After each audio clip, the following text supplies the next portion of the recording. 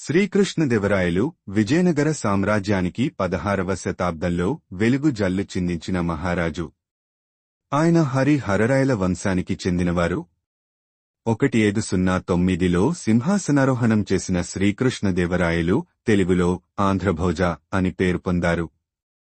తన పరిపాలనా కాలంలో విజయనగర రాజ్యం అత్యున్నత స్థాయికి చేరింది. అస్సార్ రాజ్యం, కుతుబ్ షాహీ, బహమనీ సుల్తానులు మరియు ఇతర శత్రువులపై విజయం సాధించారు. ముఖ్యంగా 1520లో రాకసతంగడి యుద్ధంలో గోల్కొండ రాజ్యంపై గెలిచి విజయనగరానికి అజేయుడిగా నిలిచారు. ఆయన కాలంలో సాహిత్యానికి పెద్దపీట వేసి అష్టదిగ్గజాలు అనే కవులను ఆశ్రయించారు.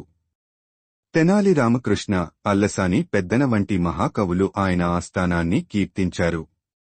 శ్రీకృష్ణదేవరాయలు స్వయంగా ఆముక్తమాల్యద అనే తెలుగు కావ్యాన్ని రచించారు.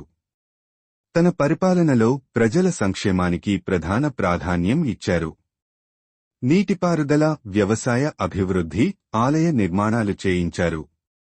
తిరుపతి వెంకటేశ్వరుడిపై అపార భక్తి ఉన్న శ్రీకృష్ణదేవరాయలు ఆలయ అభివృద్ధికి విరాళాలు సమర్పించారు. 1529లో ఆయన మరణించారు. కాని ఆయన శౌర్యం, పరిపాలనా నైపుణ్యం మరియు సాహితీ అభిమానం తెలుగువారి గుండెల్లో ఎప్పటికీ నిలిచే చిరస్మరణీయమైనవి. శ్రీకృష్ణదేవరాయలు తెలుగు మహారాజులలో ప్రత్యేకమైన స్థానం సంపాదించారు.